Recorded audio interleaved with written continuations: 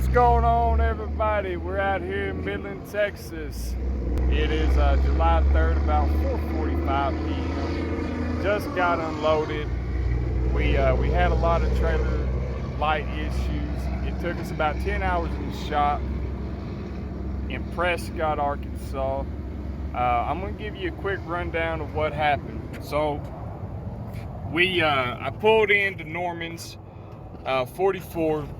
Went to get a bite to eat, and I came back out. I shut the truck off, shut the lights off, came back out, started it up, got my lights turned on. I was doing my walk around before I took off, and that's when the light panel on the back of the truck and from in the middle of the trailer back, those lights were not working. So I called my mechanic.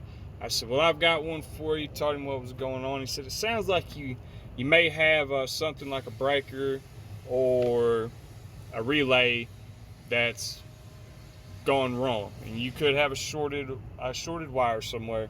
So he walked me through it, and this is what we're doing. Like I said, the original night footage, it didn't turn out really good. I was hot, sweaty, so you wasn't going to benefit a lot from it. But it's daytime, we're good. I just got unloaded. If you follow me on any other social media, I told you what was going on, and I told y'all I was going to make it, and we did. Like I said, I was supposed to have been here at 10:30. I didn't get here till about 3:30. It's all good. I'm unloaded, getting ready to go home. So he walked me through, and right here I've got a 2000 Pete. If you don't know by now, and right here's my box. So I took this box off, this little cover panel, and right here's where your relays, your breakers, and some fuses are located. And the one that we were really experiencing, which is the one he told me, he said, feel which ones are hot. And he said, and that's the problem source. Well, after I felt it, the cab light or cab lamp relay right here was the one that was super hot. Now, all of these were just a little bit warm from the heat that this was putting off, but all of these other ones were very cool. So when you're dealing with a truck, what I learned was find which one's the hottest, because that's where you're having your problems at, and for us it was right here.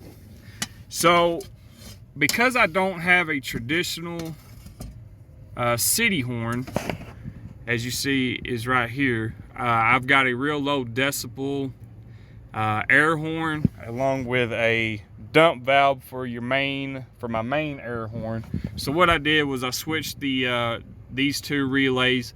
I tried that first to get them to work. We thought we had it figured out, and we didn't, which is right here and here. So that's where they were at. All of these are metal. Now, what my guy told me, he said if these ever trip or break, once they cool down, they go back together, and you never have to replace them. So that's an advantage to having these metal ones in here. Right here was kind of like your trip, a breaker trip. When this button was popped out, and there's 5 of them. There's one tucked down right in there. This one was popped out, so nothing would work until you reset it. So when you would push it back in, the lights would come on. But the problem was they were going off too quick. So like I said, this is all a revise. Some original footage will be in here towards the end of the video. I'll go ahead and include it. But no lights back here were working. Both Barker signal lights wasn't working. And as you've already seen, the lights that we had to replace, and none of these lights back here were working. And I checked earlier, this one's not working now, so I don't know what's going on with that one, but I don't have time to really mess with it. Right now I've got to get this shot and get my trailer ready to go out and get my logbook and my paperwork situated. So one of the tricks that we were doing was to unplug the marker light and press the reset button back in and see if it tripped again. Well, I did that and it didn't trip. So we thought I had the problem located. We were just going to replace this bulb or this whole fixture here, and it was about just a few minutes later they blew again. So I went and unplugged the other side. They were still blowing. One trick that you can to locate a light problem between the truck and the trailer, if you're throwing lights on the trailer and you're not quite sure where it's at, number one is when you get the lights on, find the dimmest light or a non-working light, and that's where your problem's going to be. That's why I unplugged the side signal light, because that was the dimmest light. Now this is what my mechanic told me. I just learned all of this over the phone last night. That was how we were going to detect where the problem was. We tried that. We thought we found it. It did not work all the way. So to assure that it wasn't nothing on the truck side or anything to do with that rear panel, what we did was we unplugged the electrical line. We reset the breaker in there, the relays, and we gave it time. And like I said, these lights would go out when those lights went out. Well, after I unplugged the electrical line and reset the breaker, these lights never went back out. So that automatically told us it was on the trailer. So that's how you're going to detect a light problem in between your truck and your trailer. As you've already seen, what the guy had to do to get it fixed, and it was about $856. So I am giving a shout out to the mechanic, whose name I'm not going to release just for safety and security reasons. He knows that this video is coming. I did get his permission to film him explaining what my problem was, what was causing it, and what he had to do to fix it. Like I said, it was about $856. I couldn't ask for a better guy. You did really awesome. You've got the link to the video, so I know you'll be watching this very soon. I really appreciate you. If I'm ever back in the area with any kind of problems, you are the guy that I will be looking for.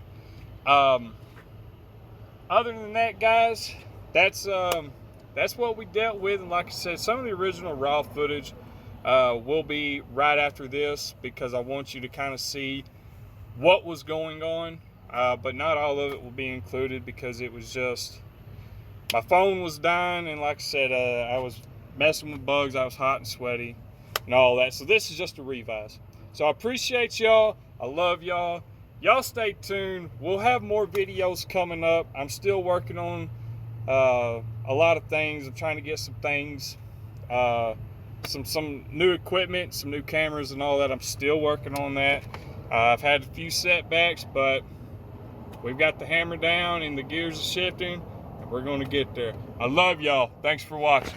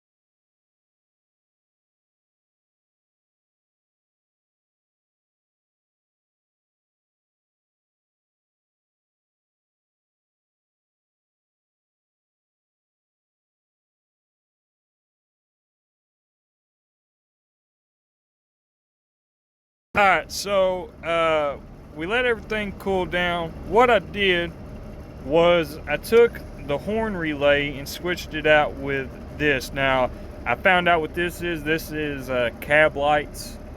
I don't know why I didn't think of that. But anyway, we switched these out because my truck doesn't have a traditional in the middle steering wheel city horn. I've actually got a really low decibel air horn, and then I have a dump valve for my main air horn. But anyway, so we switched these out, and I'm going to take you back there because we found the problem.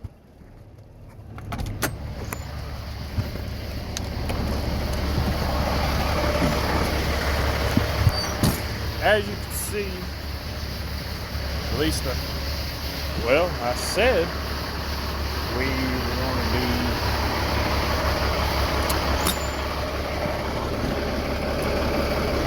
push that back in. I don't think I reset them. Okay, maybe we didn't find the problem.